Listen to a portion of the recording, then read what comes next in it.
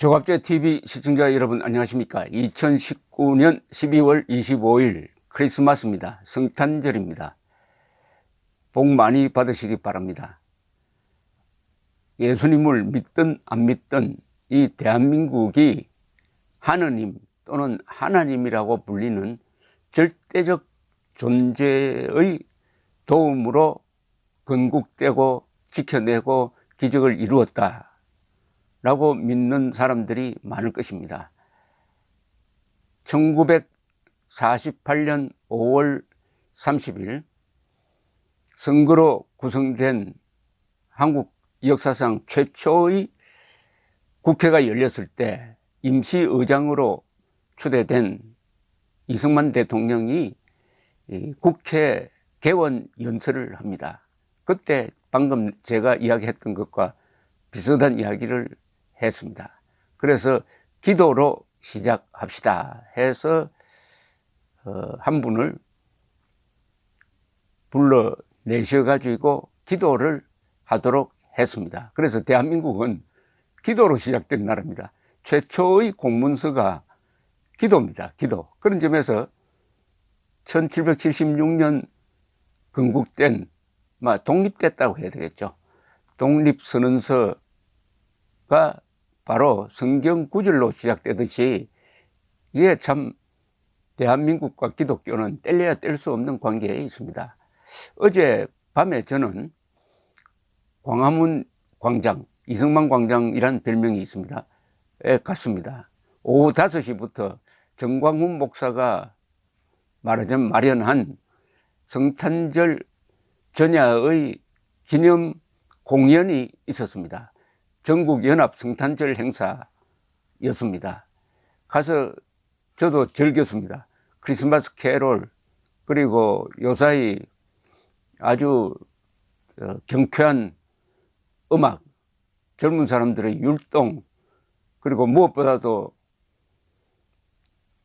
대합창, 빛보다 구주 오셨네를 대합창으로 그냥 한 20분 동안 계속 했습니다.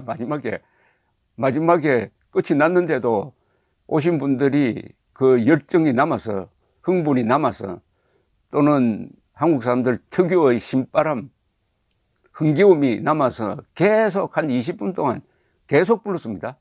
그 수많은 관중이 그 속을 헤치면서 사진을 찍어서 제가 올렸습니다만은 이런 경험도 처음입니다. 아주 기분이 좋았습니다. 그러면서 정광훈 목사라는 분을 생각을 했습니다. 이분은 몇 가지 기록을 지금 만들고 있구나 하는 생각이 듭니다. 정광훈 목사는 대한민국 역사상 최대의 인파를 모은 사람으로 기록될 것입니다. 그것은 확실합니다. 이것은 수치가 있습니다. 그러니까 2019년 10월 3일이죠. 그때 이 서울시에서 운영하는 이 인파 집계 시스템이 있습니다. 이게 아주 정확합니다. 핸드폰을 추적해가지고 그걸 근거로 해가지고 계산하는데 10월 3일 오후 2시에서 3시 사이 광화문, 서울역, 그리고 중간에 있는 시청, 그리고 동대문과 서대문 사이 이 그랜드 클로스를 이룬 이 인파가 46만 명이었다고 합니다. 순간 인원입니다. 연인원으로 치면 더 많습니다. 물론 주최 측에서는 300만 모였다고 했습니다만은 이게 46만 명이 정확하죠. 엄청난 인파입니다. 그 앞에 있었던 그 어떤 집회, 예컨대 교황 집회, 교황이 방문했을 때 집회를 광화문에서 했는데 그때는 정확하게 나왔습니다. 17만 명이 모였습니다. 그리고 촛불 집회도 게임이 안 됩니다. 그럼 왜 이렇게 사람을 모을 수 있느냐? 또 어제 이분의 인파 동원력을 실감을 했습니다. 저는 어제 신문에 광고를 한 걸 보고 그냥 갔습니다. 그런데 그렇게 많이 모인 거예요. 저 광화문 광장 한쪽은 차가 다니고 나머지 차선과 광화문 광장을 합쳐서 꽉 메웠습니다.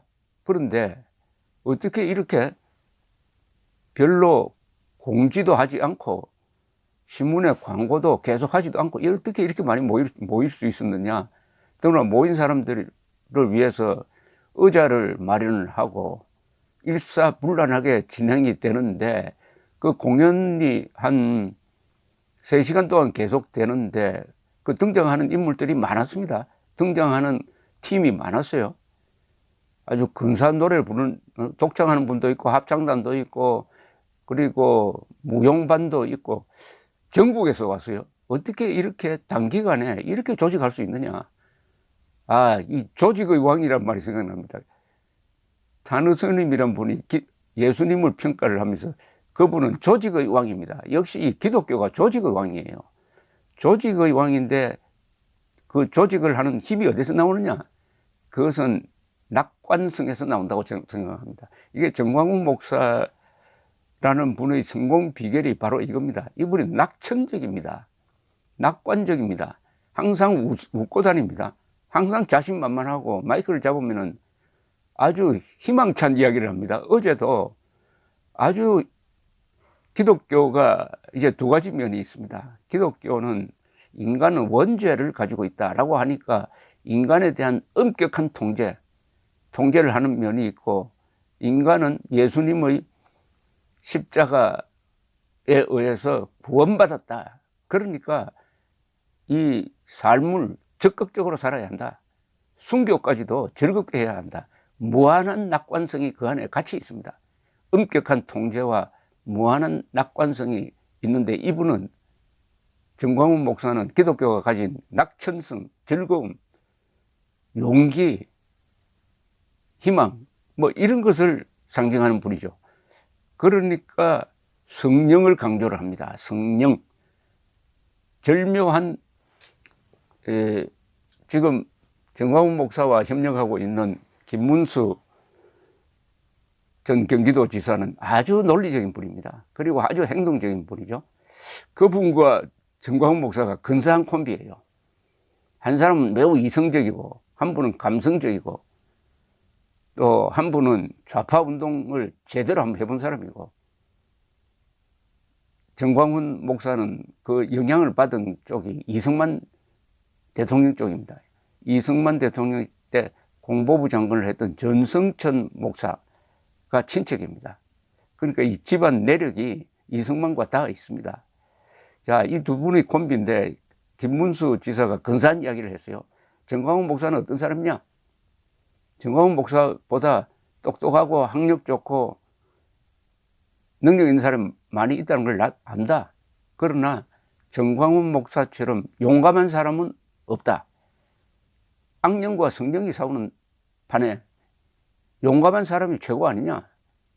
그래서 정광훈 목사를 돕고 있다라는 말을 했는데, 이 바로 성령이죠.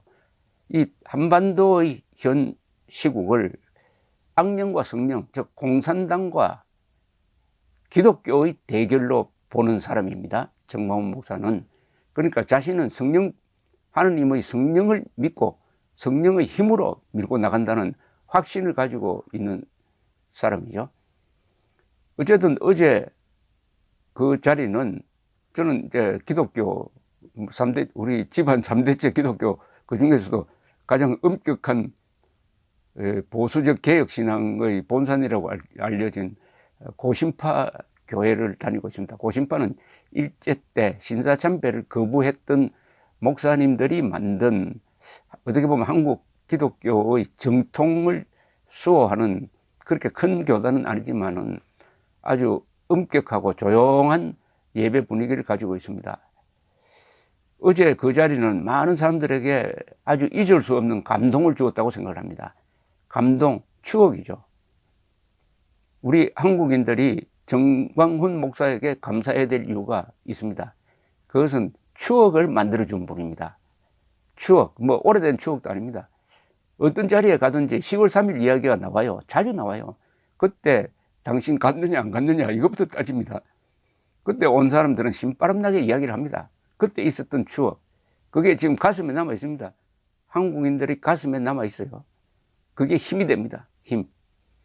그 추억을 만드는 분, 낮의 추억이 10월 3일이라면은 밤의 추억도 만들어 주었어요. 이분은 10월 25일, 10월 26일 지난 그것도 아주 기적적인 행사였습니다. 10월 25일 상당히 추웠어요. 26일 또 비가 내리고 있었습니다. 그때 광화문 광장을 밤에 꽉 메운 그 수많은 인파가 철야를 했지 않습니까? 철야 농성을 한 셈이죠. 그 다음 25일에서 26일까지. 그걸로 끝낸 게 아닙니다. 그날 10월 26일 박정희 대통령 서거 40주년을 맞아서 또 추도식까지 했습니다. 세종문화회관에서. 그러니까 잠도 안 잔 거죠. 그 자리에도 정광훈 목사가 그 수술 여러 차례 받은 분이 나와 있었습니다. 추억을 만들어주는 분. 그런 사람 많지 않습니다. 여러분 주변에서 누구를 생각하면 짜증나는 사람이 있고 악몽같이 생각되는 사람도 있지만 누구를 생각하면 갑자기 마음이 차분해지고 따뜻해지는 사람이 있잖아요. 그리고 어려울 때 그런 사람 얼굴이 자꾸 나오면 힘이 생기지 않습니까? 바로 그런 분입니다. 정광훈 목사. 고영주 변호사는 아주 유명한 공안부 검사 출신이죠. 이분이 이론을 만들어 가지고 정교조의 이 이념은 사회주의 이념이다. 이것은 학생들을 혁명 전사로 키우는 논리다라는 것을 간파를 해가지고 노태우 대통령 시절에 이 정교조를 불법화시켰던 이론가입니다. 그분이 요사이 열심히 애국 운동을 하고 있습니다.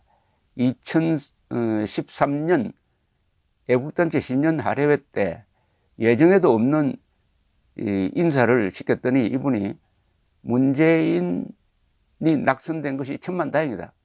자기가 불임 사건을 조사해서 잘 아는데 문재인 세력은 공산주의자다. 문재인이 대통령이 됐더라면은 적화가 시간 문제였을 것이다 라는 취지의 이야기를 했습니다. 이게 나중에 몇 년 지나고 나서 고영주 씨가 변호사가 저 방송문화진흥재단 이사장이 되니까, 즉 MBC 소유주죠. 이사장이 되니까 그 당시에 야당이 문제를 제기를 해가지고 민형사로 고소 고발을 한 적이 있습니다. 그런데 1심 작년이죠. 무죄 판결을 받았습니다. 형사 사건에서는 무죄 판결을 받았습니다. 그런데 이분이 이 광화문 집회 한 3주 전으로 기억됩니다. 나와서 연설을 하면서 이렇게 딱 정리를 했습니다. 정치권은 황교안 중심으로 뭉치고 장외의 애국 시민 단체는 정광훈 목사 중심으로 뭉쳐서 총선으로 나가야 한다. 아주 저는 그 이야기를 인상 깊게 들었습니다. 그렇게 딱 부러지게 누구를 딱 집어서 지지해야 된다 이렇게 말하기가 참 어렵습니다. 그렇게 말하면 누구는 누구 편이다 뭐 이렇게 이야기를 하는데, 저도 그렇게 여러 사람 앞에서 말하는 것을 매우 꺼리는 사람입니다. 그런데 고영주 변호사는 그렇게 정리를 했습니다. 저는 두고두고 그 생각을 하는데 그게 정답이라고 생각을 합니다. 정답이라고 생각을 합니다. 황교안, 정치권은 황교안, 애국 세력은 정광훈 중심으로 뭉쳐서 총선으로 가야 한다. 이 고영주 변호사는 사석에서 정광훈 목사가 정치를 하려고 한다라는 이런 이야기가 나오면 또 이렇게 딱 대봤습니다. 아니, 목사가 정치하는 게 왜 나쁘냐? 여러분, 정치가 나쁜 겁니까? 정치적이다 하면 자꾸 나쁘게 해석되는 겁니다. 물론 어느 나라든 포리티컬 하면은 그게 나쁜 의미가 포함되어 있습니다. 그러나 한국의 현실은 뭐냐? 정치를 외면하면 어떻게 됩니까? 지금 대한민국이 이 위기에 처한 것도 정치가 잘못된 것이고, 정치에 대한 국민들의 시각이 제대로 정립되지 않고 정치적이란 말을 제멋대로 사용하면서 사람 잡았기 때문이 아니겠습니까? 국민은 정치하는 사람입니다. 투표가 그럼 정치 행위 아닙니까? 모든 민주주의 국가에서 모든 행위는 다 정치적입니다. 최종적으로는 가장 높은 수준의 정치적 행위가 이 주권 행사인데 그쪽으로 연결이 다 됩니다. 우리는 다 정치를 하고 있습니다. 지금 다만 정당이냐 아니냐는 구분을 할 필요가 있죠. 당신 정당 운동하느냐 아니냐. 정치라는 것은 쉽게 말하면은 다수 국민들이 배부르고 등 따시게 자유롭게 생활할 수 있는 건 삶을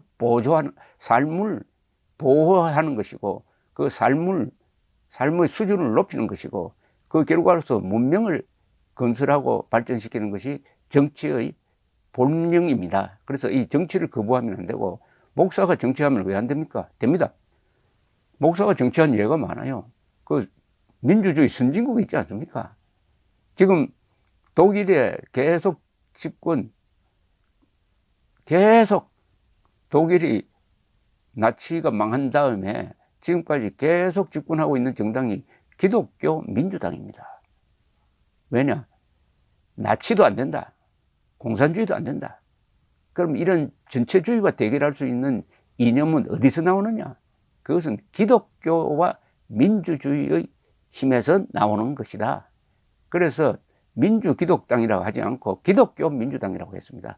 그래서 신교 구교 세력이 중심이 돼가지고 만든 정당이고, 그때 구교 출신인 아데나워가 초대 총리가 되어서 독일의 재건을, 당신은 서독이죠, 재건을 이끌었던 기독교 민주당, 유럽의 기독교 민주당, 이런 명칭이 가진 정당이 여러 개가 있어요. 정광훈 목사는 정치해도 됩니다. 아니, 정치해야 합니다. 다만 좋은 정치를 하면 되는 거예요. 나라를 구하는 정치를 하면 되는 겁니다. 종교와 정치는 분리되어야 한다고 하는데 그것도 잘 새겨들어야 합니다. 과거에 기독교와 정치가 분리되어 본 적이 한 번도 없습니다. 다만 이게 있어요. 기독교가 정치를 지배하면 안 됩니다. 종교와 정치는 서로 잘 협조를 해야 되지, 종교와 정치를 지배한다든지 하면은 신정국가가 되죠. 지금 바로 이란 같은 나라입니다. 그리고 거꾸로 정치가 종교를 탄압하고 말살한다. 그게 바로 북한 아닙니까? 공산주의 국가 아닙니까? 이건 안 됩니다. 이건 안 되지만은 정치와 종교는 핸인핸드, 동반자의 관계를 유지해야 됩니다. 대한민국 역사 속, 민족사에서 보면은 정치와 종교의 관계를 잘 정립한 나라가 통일을 했습니다. 그게 바로 신라입니다. 신라는 불교를 가장 늦게 받아들였지만은 불교가 호국 불교가 되었습니다. 불교가 따로 노는 것이 아니라 어디 산속에 들어가서 세속과 떠나서 오로지 도 닦는 그런 불교가 아니라 삶 속에서, 신라 사람들이 삶 속에서 사생관을 만들고, 어떻게 하면은 신라가 공경에 처했을 때 이것을 돌파하도록 만드는 힘을 길러주는 쪽으로, 그래서 호국불교란 말이 생겨서 가지고, 그 신라가 상부통일할 때 두 가지 정신 아닙니까? 하나는 호국불교, 원광대사 같은, 또는 의상대사로 표현되는 그 호국불교의 힘과 화랑도의 힘이죠.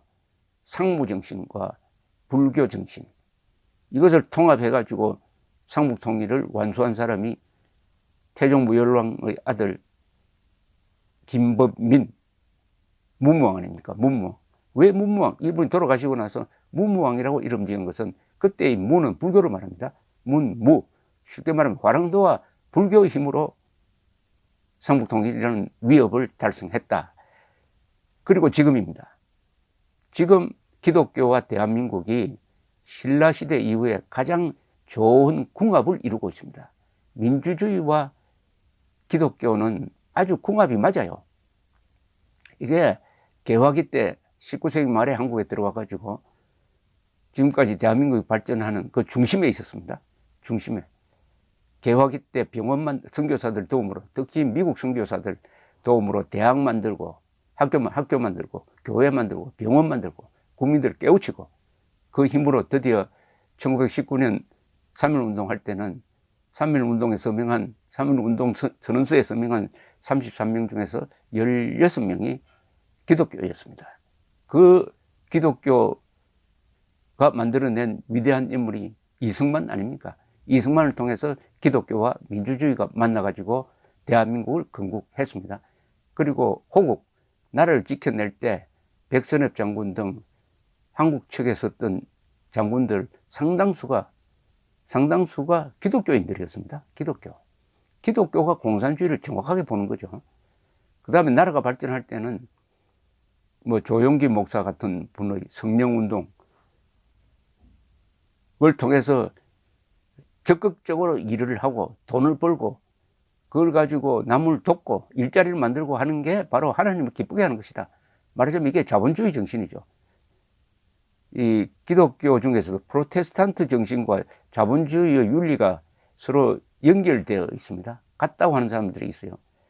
막스 베버라는 사람이 그 유명한 책을 써서 프로테스탄트의 윤리, 기독교 그리고 자본주의 윤리가 이렇게 결합이 돼 가지고 개신교가 떨쳐나가는 나라는 돈도 많이 번다, 부자 나라가 된다 하는 유명한 이론을 만든 분인데, 그게 바로 현실에서 적용된 것이 1960년대 70년대 고도성장기의 기독교의 역할이었습니다. 그리고 민주화를 할 때 또 천주교 그리고 개신교가 민주화 세력의 중요한 부분을 차지했던 것입니다. 그러나 1987년 이후에 형식적인 민주화를 이룬 다음에 갈 길을 잊었습니다. 그 다음에 어디로 가야 되느냐? 자유통일로 가야 되죠. 헌법의 명령이고 성경의 명령 아닙니까? 그런데 기독교가 이 주사파 영향을 받고 계급투쟁론의 영향을 받고 가짜 민족주의의 영향을 받으면서 갈 길을 잃었습니다. 자유통일로 가야 하는 이 대목에서 갈 길을 잃은 지난 한 30년이었습니다. 이때 이런 가운데서도 그러나 한국 기독교가 워낙 거대하니까 해외 선교도 하고 탈북자 돕기도 하고 한국에서도 기독교 중심으로 반공 자유운동을 이어왔는데, 여기에 등장한 사람이 정광훈 목사죠. 정광훈 목사. 그래서 정광훈 목사가 서 있는 그 위치는 한국 기독교의 주류의 흐름과 다 있습니다. 정광훈 목사가 대표하는 한기총은 반공 자유민주주의를 위해서 조직된 단체입니다. 한기총이라는 단체도 역사성이 있고 반드시 대한민국 헌법과 일치된 행동을 하게 되어 있습니다. 오늘 정광훈 목사 이야기를 하다가 보니까 기독교 이야기를 하게 되었습니다만은, 이 성탄절은 많은 사람들한테 기쁨을 줍니다. 오늘 교회 가서 있으면 아주 기쁘고 환희 이런 것을 느끼게 합니다. 그러나 그것이 큰 힘이 됩니다. 비관적으로 보는 사람은 아무것도 못합니다. 설사 틀리더라도 낙관적으로 보는 사람이 일을 만들어냅니다. 이 정광훈 목사는 어떻게 일을 그렇게, 어제 그 성탄절도 그렇지만 단기간에 일을 그렇게 많이 하는지 놀라울 정도입니다. 그것은 그분이 조직을 갖고 있고 한국 기독교의 저력을 나타내는 것이라고 볼 수가 있습니다. 가장 큰 국민대회가 가장 깨끗한 국민대회이기도 하고 가장 질서 있는 국민대회이기도 하고, 거기서 나오는 연설이나 말들은 다 내가 잘 살기 위한 것이 아니라 나라가 잘 돼야 된다 하는 것 아니겠습니까? 제가 원래 들은 말 중에서 가장 근사한 말은 정광훈 목사 그 농성장에서 한 아주머니가 마이크를 잡고 한다는 이야기가, 내가 여기 나오는 것을 우리 남편이 반대합니다. 그러나 나라가 있어야 교회가 있고 나라가 있어야 남편도 있는 것 아닙니까? 라고 이야기를 했습니다. 제가 저게 바로 선공후사다라고 합니다. 선공, 공을 앞세우고 사적인 것은 뒤로 돌리는 걸 동양에서는 선공후사, 또 영어로는 노블레스 오블리제라고 합니다. 고귀한 사람일수록 의무가 크다.